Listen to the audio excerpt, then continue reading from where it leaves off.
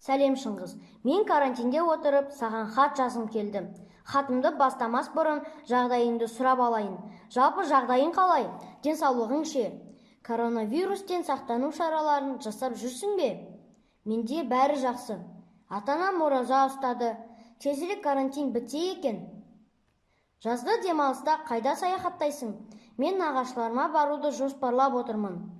Шығыс Қазақстан, Үржар ауылы керемет жер. Алакөлдің суы бәрімізге ем. Сол жаққа саяхаттағанды жақсы көремін. Сенде өз ойыңмен бөлісіп хат жаз. Сені сағындым. Досың Мағжан.